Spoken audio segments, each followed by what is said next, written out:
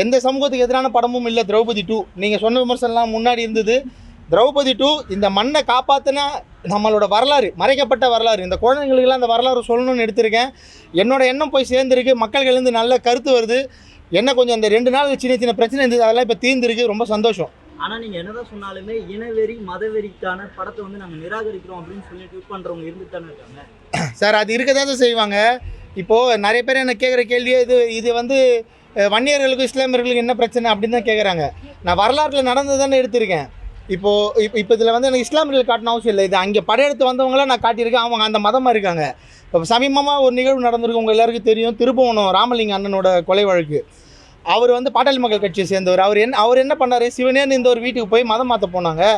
போன இடத்துல அவர் வந்து நாங்கள் வந்து எல்லாத்தையும் ஏற்றுக்கிறோம், நான் வந்து உங்களோட குல்லாவை போட்டுக்கிட்டாரு. இவர் வந்து நீங்கள் விபூதியை வைங்கன்னு சொன்னார்.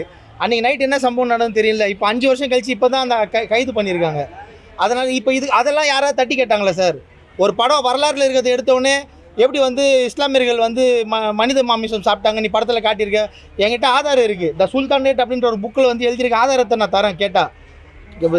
நல்ல விவாதமாக இருந்தால் எடுக்கலாம். தட ரஹீமண்ணன், அப்புறம் தமிழா பாண்டியன், அதுக்கப்புறம் விடுதலை சிறுத்தைகள் இந்த சங்கத்தமிழன், இவங்கெல்லாம் அவதூறு பரப்புறதுலாம் ரொம்ப தப்பு.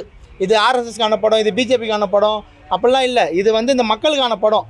அவங்களாம் இந்த படத்தை 2 நாள் போய் கொண்டாடி இருந்தால் நான் ஏன் சார் வந்து இங்கே நின்று உங்ககிட்ட வந்து இதுக்கு பேட்டி கேட்க போகிறேன், தேட்டர் ரவுண்ட்ஸ்லாம் வர போகிறேன். ஸோ இப்போ ஒரு எழுச்சி ஏற்பட்டிருக்கு. நிச்சயமாக திரௌபதி 2 மக்களிடையே மிகப்பெரிய தாக்கத்தை ஏற்படுத்தும். நீங்கள் சொன்ன சம்பவமே கூட கையில் எடுத்தது வந்து இந்து முன்னணி அமைப்பினரும் பாரதிய ஜனதா கட்சியும் தான். நீங்கள் இப்போ இந்த விஷயத்தை பேசுறதுனால உங்கள் மீது வந்து வைக்கப்படுற ஒரு விவாதம் என்ன அப்படின்னா, நீங்கள் வந்து இன ரீதியாகவும் மத ரீதியாகவும் அரசியல் பண்ணிட்டு இருக்கீங்க அப்படின்றது தான் சார். பிஜேபிக்கு ஆதரவு நான் எந்த கட்சியிலும் உறுப்பினர் இல்லை. அப்படி இருந்த ஆதாரத்தை கொண்டு வாங்க. நான் நிறைய தடவை சொல்லியிருக்கேன், என் குடும்பம் மொத்தமும் பாட்டாளி மக்கள் கட்சி சேர்ந்தவங்க. நான் வந்து அந்த பின்புலத்தில் இருக்கேன்னு சொல்லிட்டு இருக்கேன்.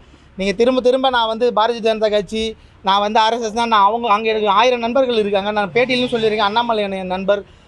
இப்போ இருக்க தலைவர் வந்து அவர் எனக்கு வந்து ஒரு தகப்பன் ஸ்தானத்தில் அவரோட பையன் நயனார் பாலாஜி சார் வந்து என் வயது ஒத்து தக்கவர். நாங்கள் ஒன்றா படித்தோம். நீங்கள் யாரை கேட்டிங்கன்னா எனக்கு நண்பர்கள் இருக்காங்க தான், இல்லைன்னு சொல்லலை. எங்கள் தாத்தா டிஎம்கேல கவுன்சிலர் இருந்தார், அதையும் சேர்த்துக்கோங்க. எங்கள் தாத்தா தான் மின்ட்டு பிரிட்ஜ் ராயபுரத்தில் கட்டினவர். போய் கல்வெட்டில் பாருங்கள், தா வெங்கடேசன் போட்டிருக்கோம். அப்போ டிஎம்கேக்கும் நான் வந்து ஒத்துவுதுறேன்னு சொல்லிக்குவாங்க. அதை பற்றிலாம் பிரச்சனை இல்லை. நான் யாருன்னு எனக்கு தெரியும், சுற்றி இருக்கவங்களுக்கு தெரியும், அது போதும்.